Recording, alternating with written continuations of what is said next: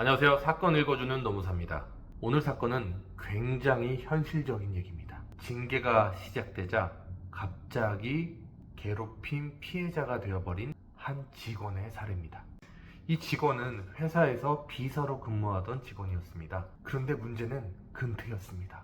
불과 3개월 동안 18번, 18번이나 지각을 했고 근무 중 자리를 비우거나 근무 시간을 임의로 바꾸는 일이 허다했습니다. 조직 입장에서는 더 이상 방치하기 어려운 수준이었습니다. 그래서 팀장은 정상적인 절차에 따라 대응을 시작했습니다. 근무 시간을 변경하려면 사유를 기재하라고 했고 근태와 관련된 주의 메일을 총 5차례나 메일로 보냈습니다. 이 정도면 어디서나 이루어질 수 있는 일반적인 인사 조치입니다.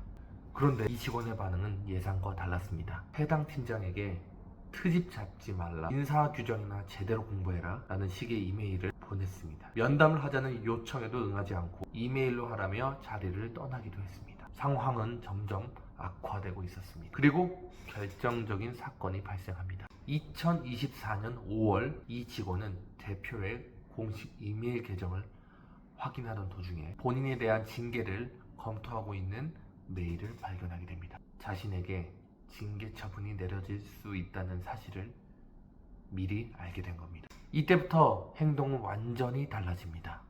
바로 해당 징계에 대응하기 위한 근로자의 단순한 반발이 아니라 징계를 피하기 위한 계획적인 대응에 들어가게 됩니다. 회사 내부 자료를 개인 이메일에 전송하게 되고 관련 자료를 수집하면서 이른바 반격 카드를 준비하게 됩니다. 그리고 불과 이틀 뒤 상황은 완전히 뒤집어지게 됩니다. 이 직원은 팀장과 실장을 가해자로 지목하며 직장 내 괴롭힘과 성희롱을 동시에 신고합니다. 더 나아가 고용노동부에 신고를 접수합니다. 회식 자리에서 따돌림을 당했다는 주장, 회의 중 재 내보낼 거다라는 발언을 들었다는 주장까지 구체적으로 구성되어 있었습니다. 심지어 이를 뒷받침하는 동료의 진술까지 제출되었습니다. 이 시점에서 해당 팀장은 징계를 진행하던 입장에서 순식간에 가해자로 몰리게 됩니다. 실무에서는 가장 위험하고 난감한 상황입니다. 하지만 내부 조사 과정에서 상황이 완전히 뒤집힙니다. 회식 자리 발언은 물리적으로 들을 수 없는 위치였고 문제의 발언이 있었다는 시점에는 해당 상급자가 회의에 참석 중이었으며 그 자리를 벗어날 수 없는 상황이었습니다. 결정적으로 동료의 진술은 직원의 부탁에 의해 작성된 허위 진술, 즉 위증이었다는 사실이 밝혀지게 됩니다. 여기에 더해 회사 자료를 유출한 정황까지 확인하게 됩니다.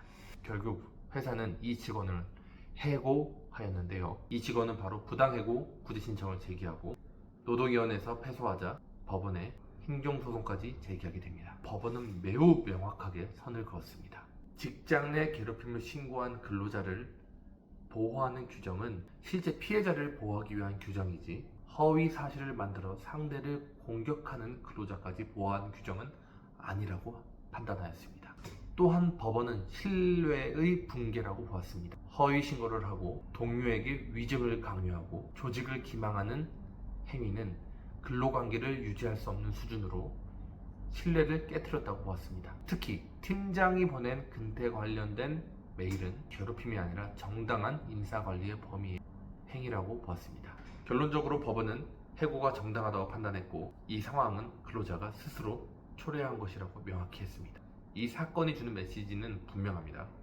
괴롭힘 신고는 조직을 보호하기 위한 제도이지만 그것을 방패 삼아 허위로 이용하는 순간 오히려 가장 큰 리스크가 된다는 것입니다. 특히 위증이나 증거 조작까지 이어지는 경우에는 신뢰관계가 완전히 무너지기 때문에 해고까지 정당화될 수 있다는 사실을 간과해서는 안 될 것입니다. 지금까지 사건 읽는 노무사였습니다.